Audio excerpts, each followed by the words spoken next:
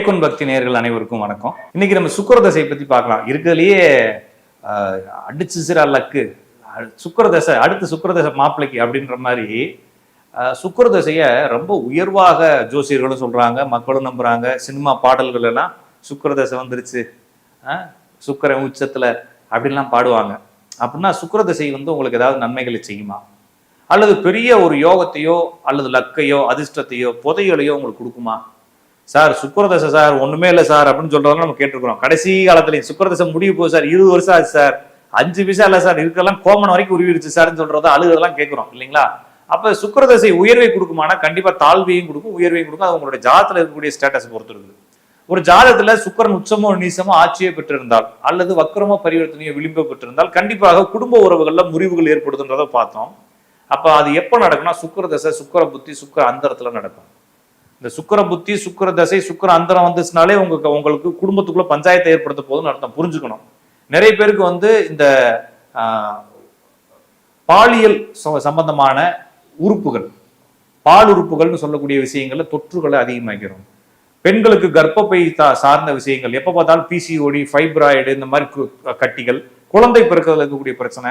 ஆண்களுக்கு இந்த sperm mortality ரொம்ப கம்மியா இருக்கிறது, இல்லைன்னா ஸ்பீடா போறது, வால் இல்லாம இருக்கிறது, நீந்த தெரியாம இருக்கிறது, கட்டியா இருக்கிறதுன்ற மாதிரி குழந்தை பிறப்பு சம்பந்தமான நோய்களை ஏற்படுத்துறது, அன்னுடியங்கள் குறையிறது. அதுக்கப்புறமா கண்ணு சார்ந்த ஆபரேஷன் பண்ணிக்கிறது, ஏதோ ஒரு பணத்தை வாங்கி வச்சு யாருக்கோ கொடுத்து யாரோ ஒருத்தவங்க ஆட்டையை போட்டு போயிட்டாங்கன்ற மாதிரி பிரச்சனை மாட்டிக்கிறது, இதெல்லாம் நடக்கும். கண்டிப்பா சுக்கிரதசையில நிறைய ஹாப்பியா இருக்கலாம், ஒரு கார் வாங்கலாம், ஒரு வீடு வாங்கலாம்னு சொல்லி எல்லாத்தையும் லோன் போட்டு நிறைய கடன் வாங்கி வாங்குறதையும் பாக்குறோம். சுக்கிரதசையில ஆடம்பரமா வாழணும்ன்ற ஆசை இருக்கும், ஆனா கையில காசு இருக்காது, அதுக்காக லோன்ல போய் கடன்ல மாட்டிக்கிறதுக்கு நம்ம பாக்குறோம். அந்த மாதிரி சுக்கிரதசையில அது நடக்கும்.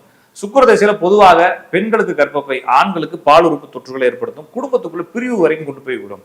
யாருக்கெல்லாம் சுக்கிரனுடன் இருக்கக்கூடிய கிரகங்கள் வக்கரம் பரிவர்த்தனை ஆண்களுக்கு இருக்கோ அந்த டயத்துல அவங்க சுக்கிரதசை நடந்துச்சுன்னா டிவோர்ஸ் வரைக்கும் கொண்டு போய் விட்டு 2வது திருமணத்தை ஏற்படுத்தும்.